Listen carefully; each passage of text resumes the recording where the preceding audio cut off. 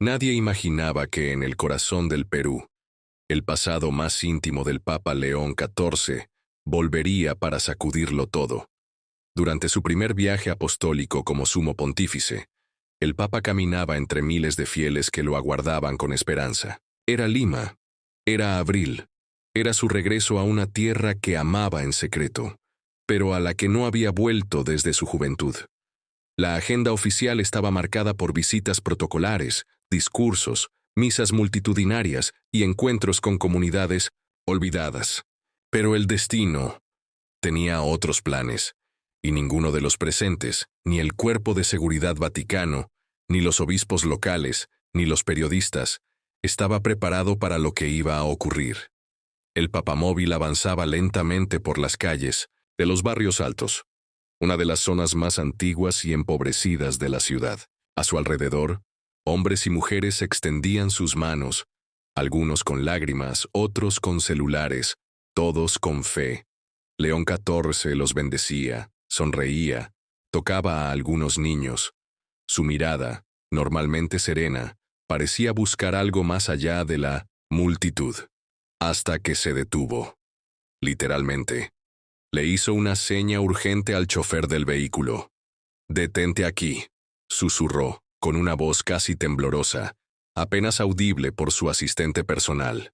«Monseñor Astorga». «¿Todo bien, su santidad?», preguntó el monseñor, desconcertado por la súbita interrupción. León XIV no respondió de inmediato. Miraba hacia la acera, donde nadie más miraba. Allí, sentada sobre un cartón, rodeada de mantas viejas, con una taza de plástico entre las manos, estaba ella, la piel ajada por el sol, el cabello recogido con descuido, la ropa más cercana a harapos que a vestimenta, pero sus ojos eran los mismos, y su corazón, ese corazón que ahora llevaba anillo papal y sotana blanca, volvió a latir como hace 40 años. «Es ella», murmuró como si el tiempo hubiera retrocedido. «¿Quién, su santidad?» «Ella fue mi primer amor, mucho antes de ser elegido obispo de Roma, antes de recibir siquiera el orden sagrado. León XIV se llamaba Robert Prevost, y fue un joven agustino destinado al sacerdocio, pero con un alma profundamente humana. Durante su misión pastoral en el Cusco, conoció a una joven enfermera llamada Valeria Chacón. Ella no iba a misa todos los domingos. Ella no sabía latín, pero tenía el don de curar con sus manos, y una fe simple, de esas que no se aprenden en seminarios. Se amaron en silencio. Nunca consumaron nada físico, solo largas caminatas, cartas escondidas y confesiones, a la sombra de los andenes incaicos, hasta que la vocación de él, y la pobreza de ella, los separó para siempre. Nunca más volvió a saber de ella. O eso creyó. El Papa descendió del vehículo sin avisar al equipo de seguridad. Algunos gendarmes vaticanos intentaron detenerlo, pero con una sola mirada los contuvo. Caminó lentamente hacia ella. Cada paso parecía eterno. La mujer, encorvada sobre su taza, no lo había notado. Estaba repartiendo pan a otros indigentes. Sonreía, con esa sonrisa que él recordaba, intacta, como una reliquia de otro siglo. «¿Valeria?», dijo con una voz que no parecía suya. Ella se tensó, giró lentamente. Y entonces sus ojos se encontraron. Fue solo un segundo que duró toda una vida. Ella parpadeó, confundida. Él se quitó el solideo blanco con manos temblorosas. Bajó la mirada, se arrodilló, como si estuviera frente al sagrario más sagrado de su existencia. Valeria soltó la taza. Se rompió en el suelo. Nadie se atrevió a moverse. «Robert», susurró ella, con un hilo de voz que solo él pudo oír. Y en ese instante, el mundo desapareció. No había cámaras, no había himnos, no había Vaticano. Solo un hombre, una mujer, y el peso de todo lo que no fue. Valeria no se movía. Lo miraba como si no entendiera si era una visión o un recuerdo. El aire olía a pan viejo y a polvo, pero para él era como si todo el universo se hubiese silenciado para dar paso a ese momento. Ella dio un paso hacia atrás, torpe, temblorosa. No esperaba verte, mucho menos así. Su voz era débil, rota. Él se incorporó lentamente, sin soltar el solideo que ahora sostenía entre sus manos como una ofrenda. Yo tampoco, Valeria. Yo no lo puedo creer. Ella apartó la mirada, visiblemente incómoda. El cardenal Astorga observaba desde lejos con el rostro tenso, pero sin atreverse a intervenir. Algunos fieles intentaban ver qué ocurría. León XIV dio un paso más, no como pontífice, no como jefe de Estado, sino como el hombre que había sido una vez, cuando su nombre era solo Robert, y su mayor temor no era el cónclave, sino confesar lo que sentía. «¿Cómo estás?», preguntó sintiéndose estúpido al instante. Ella rió, una risa seca que no subía más allá del pecho. «¿Cómo me ves? Así estoy». Robert no sabía si abrazarla o pedir perdón. «Valeria, no puedo dejarte aquí. Por favor, hablemos. Dame unos minutos». Ella dudó. Observó a su alrededor. «No puedo irme así nomás. ¿Puedes confiar en mí solo por hoy?» Ella cerró los ojos. Asintió. Caminaron hacia la esquina más cercana. Él le ofreció el brazo. Ella lo rechazó. Cruzaron sin hablar. Las calles eran de tierra, con muros descascarados y cables colgando como venas eléctricas. Encontraron un pequeño patio trasero detrás de una capilla vieja, donde un banco de madera los recibió sin juicio. «¿Qué pasó contigo, Valeria?», rompió el silencio él finalmente. «Yo podría preguntarte lo mismo. Tú eras un chico idealista, un misionero bueno. Ahora eres el hombre más poderoso de la iglesia. Y tú», tragó saliva, «eras la persona más luminosa que conocí. ¿Cómo terminaste en la calle?» Ella lo miró. «Largo. Supongo que cuando se apaga la fe, la oscuridad entra por todas partes. No digas eso.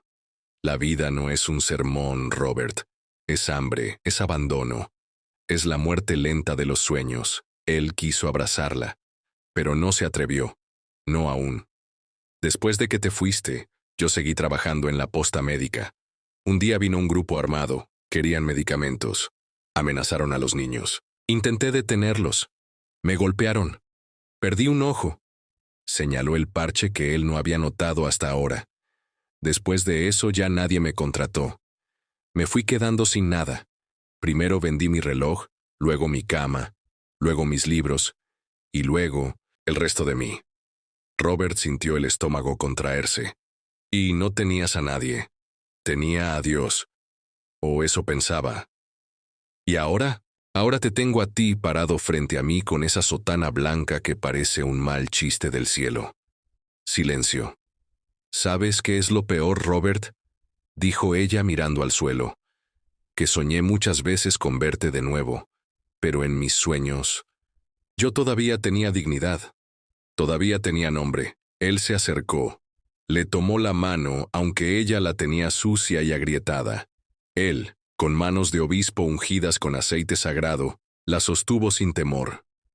«No me importa tu ropa. No me importa la calle. Me importa que estés viva. Me importa lo que pasó contigo. Me importas tú».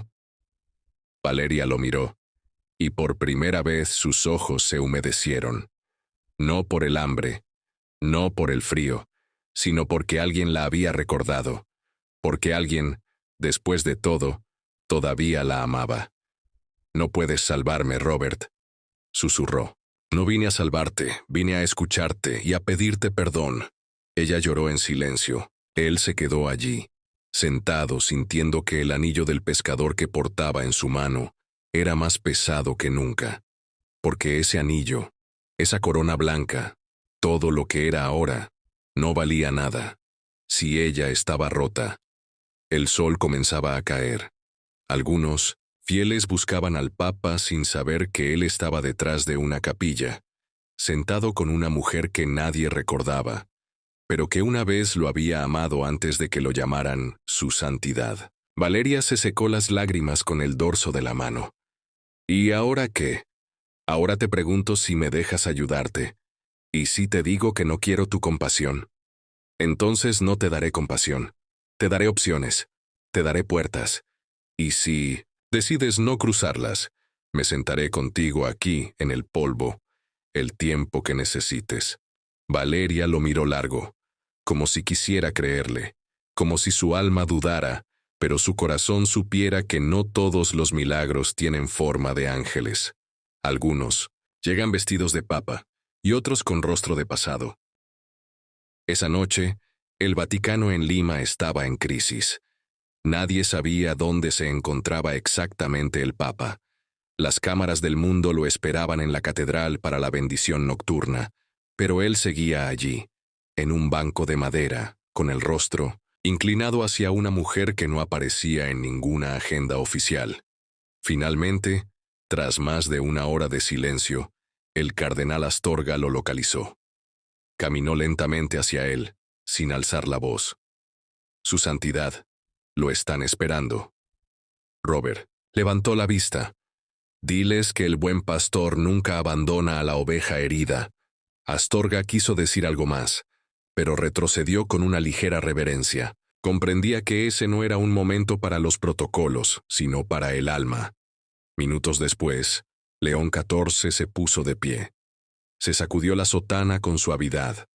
Valeria también se levantó. Se quedaron frente a frente, con las manos juntas. Mañana regreso al Vaticano, dijo él. Pero antes de irme quiero verte otra vez. ¿Dónde? En un lugar donde no haya cámaras, ni cruces doradas, solo tú y yo. ¿Y si no voy? Entonces seguiré buscándote como el Evangelio manda. Ella sonrió por primera vez, una sonrisa rota pero real. Está bien, estaré en la puerta de la parroquia San Francisco, a las 6. Si no llego es porque no pude, no porque no quise. Roberta sintió. Le dejó una pequeña medalla en la mano. Era de San Agustín, su santo patrono. Para que no olvides que alguien sigue orando por ti. ¿Y tú? ¿Yo? ¿Dónde vas a estar? Donde me duela menos tu ausencia. La escolta lo recogió minutos después. El rostro del Papa era diferente. Algo había cambiado. Algo se había abierto. Al día siguiente, luego de una mañana entera de compromisos litúrgicos y diplomáticos, León XIV pidió un desvío. No informó a la prensa. No pidió custodia. Llegó a pie, con una capucha sencilla sobre la sotana, blanca. A las 6:04 de la tarde, Valeria apareció en la esquina. Vestía la misma ropa, pero traía en la mirada una resolución nueva. Como si una parte de ella, enterrada por años, hubiera despertado. Caminaron sin hablar hasta una vieja casa colonial que pertenecía a una congregación amiga. Allí dentro, en una pequeña habitación sin muebles ni adornos, se sentaron en el suelo. Había solo una vela encendida y el crujido de la madera vieja. No quiero volver a desaparecer, dijo ella. Entonces no lo hagas. Pero no quiero ser una carga. No eres una carga. ¿Y qué soy? Un milagro que Dios me debía desde hace 40 años. Ella lo miró, incrédula. Él bajó la mirada. He visto guerras. He consolado madres que perdieron a sus hijos. He besado los pies de leprosos. Pero nada me preparó para verte así. Y aún así no me arrepiento. Porque si el precio de reencontrarte era ser testigo de tu dolor, entonces lo pago. Pero no quiero dejarte sola otra vez. Nunca más. Valeria cerró los ojos. Sus labios temblaban. No sé cómo recibir eso. No necesitas saberlo. Solo acéptalo. Como se acepta el sol después de una tormenta larga. Como se acepta un abrazo cuando uno lleva años dormido por dentro. Robert abrió un pequeño cuaderno. Era su diario de juventud. Aquel que escribió cuando la conoció. Había páginas enteras dedicadas a ella, a sus ojos, a sus manos, a la manera en que rezaba sin darse cuenta, Se lo entregó. Lo guardé todos estos años, porque nunca supe decir adiós, y quizás ahora no quiero hacerlo. Valeria tomó el cuaderno. Lo abrió con cuidado, como si tocara una reliquia. Que yo, Robert, con todos los compromisos que tienes, con todas las almas que guías, ¿por qué vienes a buscarme a mí que no tengo nada? Porque tú eres la única que me hizo sentir que era amado. No por ser sacerdote, ni por ser bueno, sino simplemente por ser yo. Y a veces, eso vale más que cualquier trono de oro. Las lágrimas le cayeron sin permiso. Él también lloró. Por primera vez en años. Lloró como el joven que no supo quedarse. Como el papa que sintió que el anillo que portaba ya no le alcanzaba para tocar lo humano. Esa noche no se dijo más. No hizo falta. Y por primera vez desde que asumió el trono de Pedro, León XIV durmió en paz. A su regreso al Vaticano, el Papa León XIV ya no era el mismo. Nadie lo notaba del todo, pero quienes lo conocían bien percibían algo distinto. Caminaba más lento, no por el cuerpo, sino por el alma. Escuchaba con más atención, rezaba con más silencio. Sus homilías comenzaron a hablar menos de estructuras y más de personas. No hay doctrina más urgente que la dignidad de quien ha sido olvidado, dijo en su primera audiencia general tras volver de Perú. Nadie supo exactamente a qué se refería. Pero él sí. Cada frase era una carta secreta dirigida a Valeria. Durante semanas, mantuvieron contacto en secreto. Robert le escribía cartas manuscritas. Le enviaba libros, pequeños sobres con oraciones, flores secas, fotos de Cusco de los años 80. Y ella respondía, a veces con hojas llenas de dibujos, a veces con una sola línea. Hoy cociné para 10 personas. Me sentí útil. Él las leía todas como si fueran evangelios privados. En una de esas cartas, Valeria escribió, no sé si quiero salir de esta vida todavía. Me da miedo dejar atrás la costumbre de no valer nada. Y él, con una mezcla de ternura y fe, respondió, no hace falta que salgas todavía, pero abre la puerta. Yo estaré afuera, esperando. Fue así como poco a poco ella aceptó ayuda. No limosnas, no indulgencias, sino puentes. Robert organizó, de forma discreta, que una congregación de religiosas la recibiera. No le ofreció camas lujosas, sino un rincón donde pudiera dormir sin miedo. A cambio, Valeria ofreció lo único que sentía que aún tenía, su tiempo. Empezó a servir en un pequeño dispensario. Volvió a tomar la presión, a cambiar vendajes, a ver a los ojos a personas que, como ella, no se sabían vistas por nadie. El primer día que tocó una jeringa después de 20 años, sus manos temblaron. Lloró sola en el baño, pero luego salió y dijo, estoy lista para seguir siendo útil, aunque sea con mis cicatrices. En Roma, mientras firmaba documentos y se reunía con jefes de Estado, Robert encontraba momentos para escribirle con tinta negra y papel sin membrete. Tus cicatrices, le decía, son los lugares por donde la luz entra. Una noche de invierno ella le escribió, quisiera verte, no al Papa, a ti. Él pidió a sus colaboradores un retiro espiritual en Monte Cassino. Nadie preguntó más. Viajó sin cámaras, sin prensa, sin mitra. Allí la esperó. Ella llegó con un bolso pequeño, un chal tejido por ella misma, y el mismo parche en el ojo, ahora decorado con una cruz bordada. Cuando lo vio, sonrió. Te ves más viejo. Tú también. Pero tus ojos siguen viendo igual. Caminaban entre pinos y niebla, en silencio. A veces se tocaban las manos, otras veces se confesaban en susurros. Él le dijo que había veces en las que se despertaba preguntándose si todo era una prueba, si haberla visto de nuevo era una trampa del ego, si se estaba desviando del llamado. Pero ella solo le contestó, ¿y si no es desviarte? ¿Y si es regresar? Se quedaron en silencio. Ese retiro no duró más de 3 días. pero bastó para sellar algo que ya estaba escrito. No un romance, no un escándalo, sino una alianza.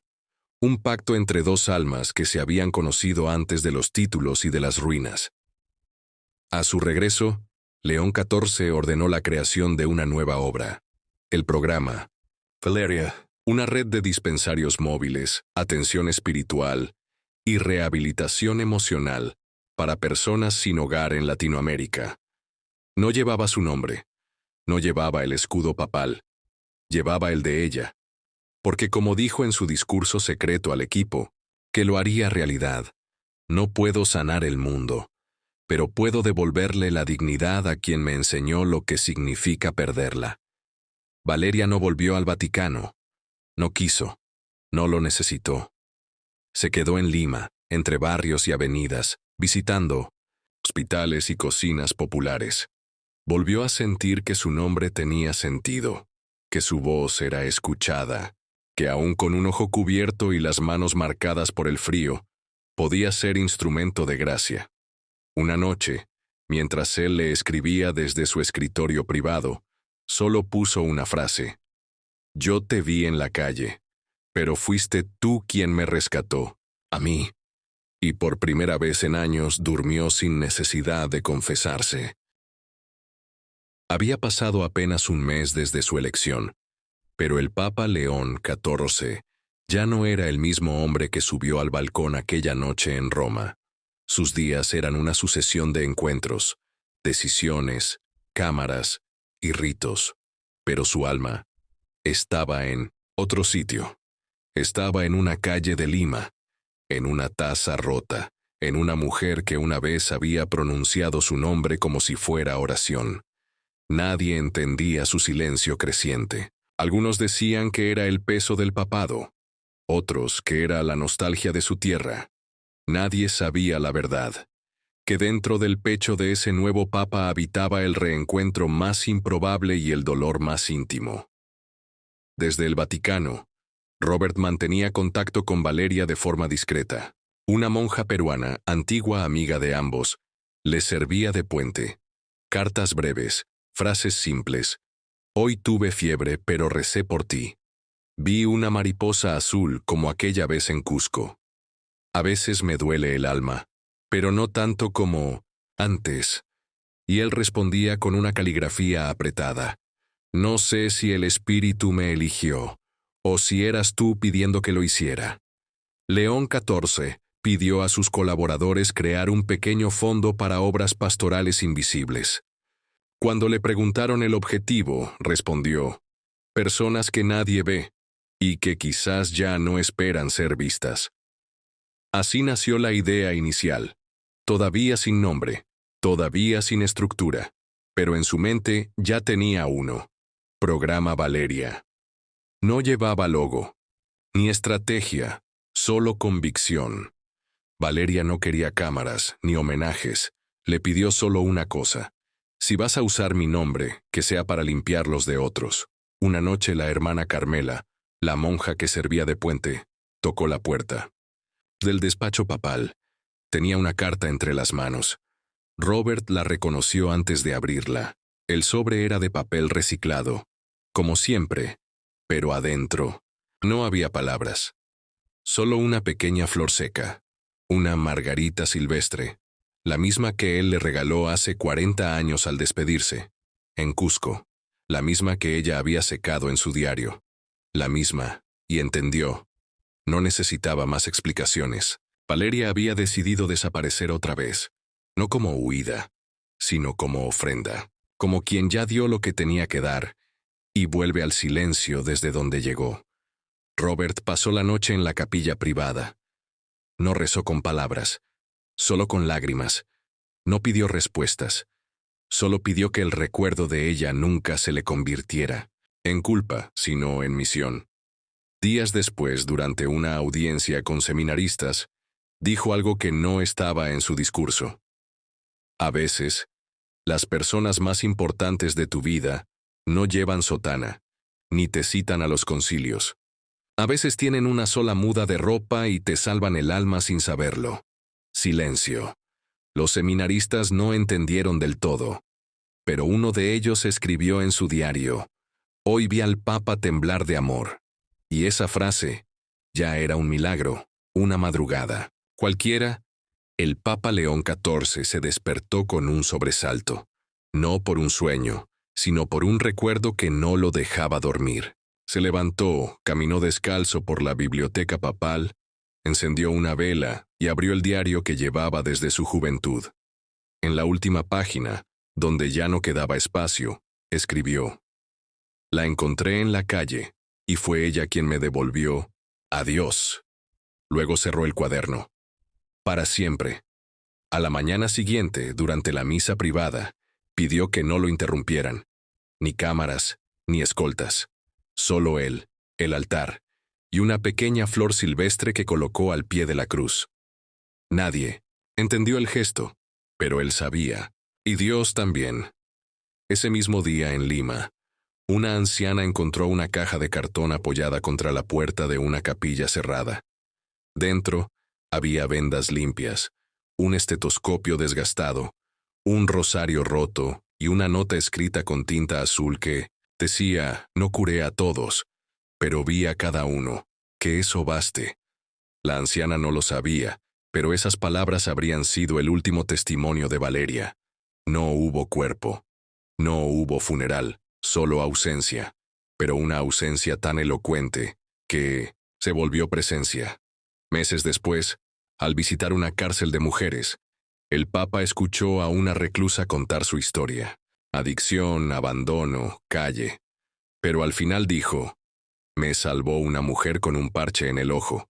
Me enseñó a lavarme las manos antes de curar a otros. Me dijo que aunque el mundo te escupa, Dios no se tapa los ojos». El Papa bajó la cabeza. Sintió que todo el peso del universo se concentraba en ese instante. Y sonrió, porque entendió que ella seguía allí, en las calles, en las heridas, en los que aún creen que la fe puede venir vestida de harapos. El mundo nunca sabrá su nombre, pero lo lleva bajo la sotana, cerca del corazón, porque hay amores que no terminan en boda, ni en tumba, terminan en misión. Y esa fue la suya.